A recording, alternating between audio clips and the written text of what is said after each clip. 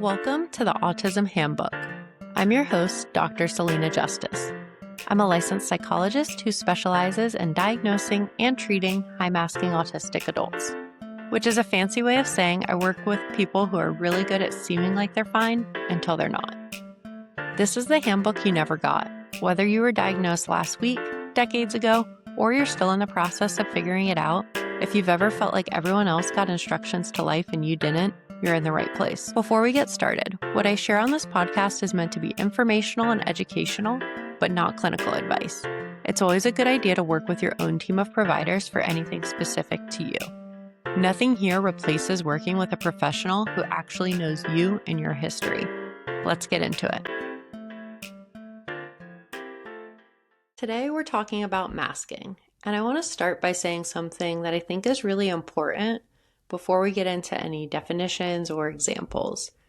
If you've been masking your whole life, that doesn't mean something's wrong with you. It means you adapted. Masking is literally a survival strategy. It oftentimes can be used for safety.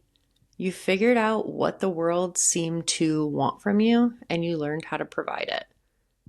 That's actually a really important thing to do, but it also comes at a really significant cost. Okay, let's get into it. So masking actually falls under a broader concept called autistic camouflaging. A lot of people use the word masking as a catch-all, which is totally fine, but I want to break down what's actually happening underneath that word because I think it helps people recognize their own experiences a lot more clearly. Autistic camouflaging has three main components. There's compensation, assimilation, and masking. And I want to break those down for you. Compensation is when you learn strategies to reduce the impact of your autistic traits. So think about someone who finds eye contact really uncomfortable, but they've learned to look at someone's forehead or the bridge of their nose instead. And it looks close enough to eye contact that nobody really notices.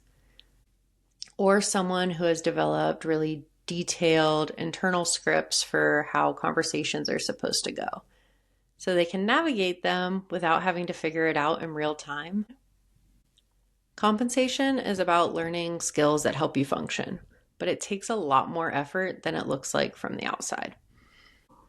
Now, assimilation is trying to fit in or fly under the radar, becoming a different version of yourself depending on who you're with.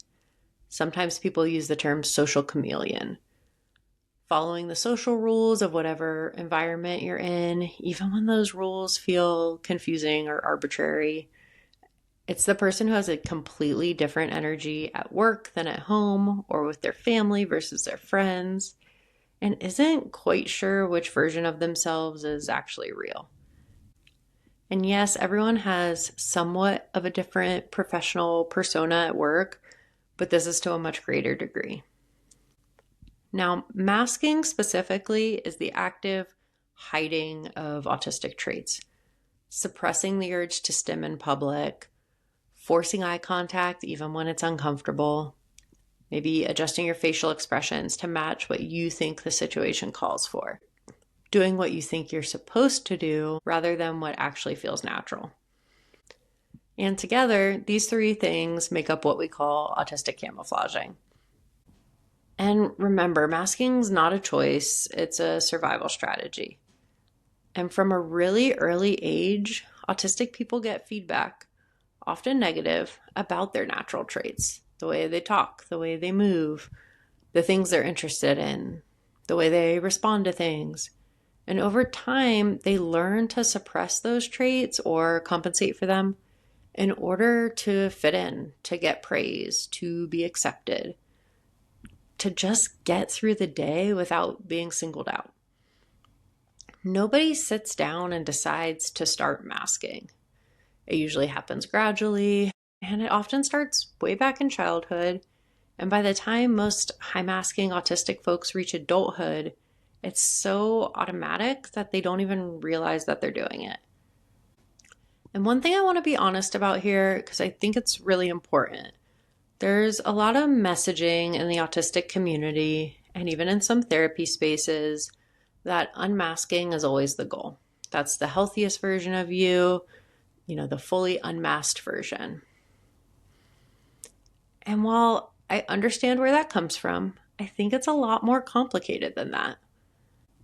The reality is, some parts of your mask are functional. They help you keep a job, they help you navigate relationships, they help you move through the world in a way that works for you. Is that ideal? No. Is it sometimes necessary? Yes. And for some people, particularly people of color or other marginalized communities, unmasking isn't always safe. The social or professional consequences of being perceived as different or difficult or too much can be significantly higher. That's the unfortunate reality of navigating the systems that we live in. So when we talk about understanding your masking, the goal isn't to immediately take the mask off entirely. It's to make a conscious or intentional choice rather than an automatic or habitual one. To know what you're doing and why you're doing it so that you can decide when it serves you and when it's costing you more than it's worth.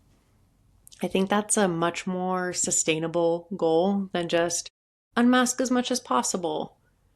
And when I'm working one-on-one with therapy clients, this is usually what we're working towards.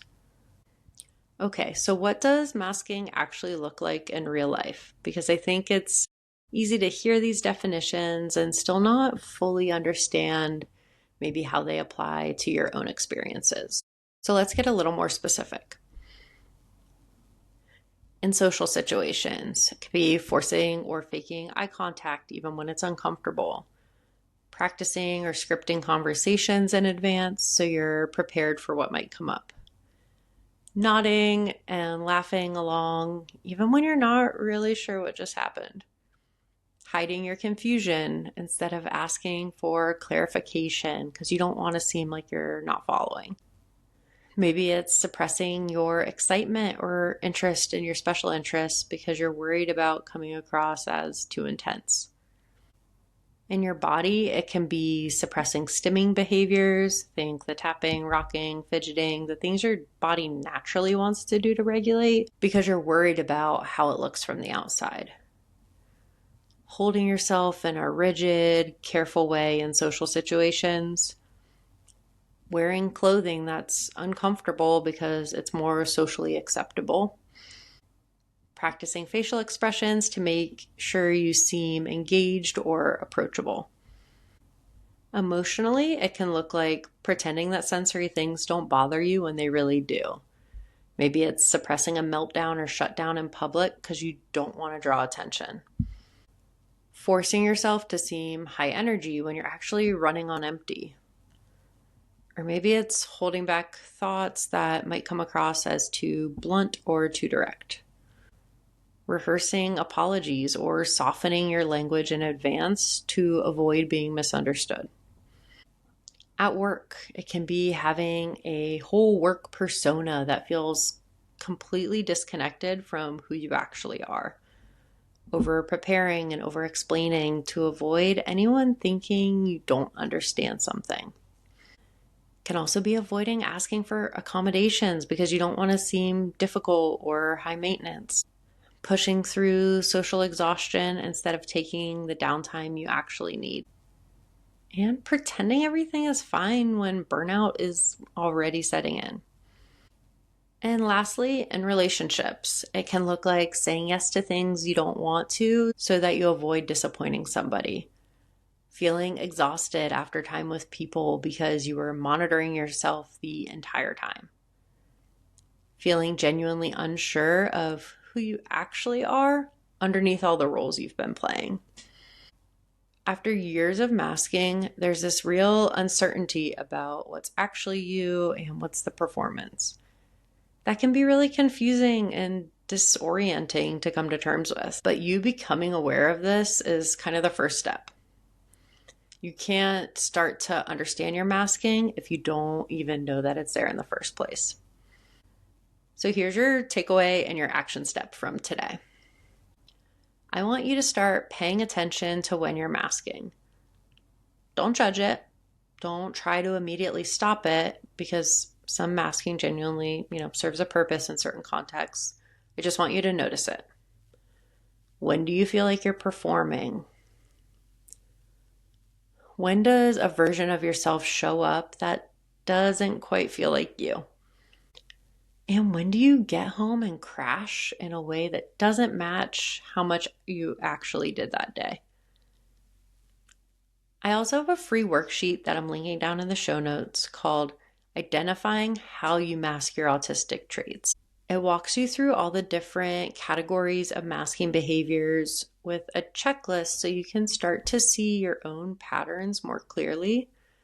It also has some reflection questions to help you think about why you're doing them and what impact they're having. Go grab it, take your time going through it, and give yourself space to reflect on how masking shows up in your life. That's all for today's episode. If anything we talked about today resonated with you and you're wondering whether working together might be a good fit, I do offer virtual therapy and formal autism assessments for adults in 43 SIPAC states. All the details are linked down in the show notes. If you want more content like this between episodes, come find me on Instagram at dr.Salena Justice. I post there pretty much daily, and it's a good place to get to know me and the work I do.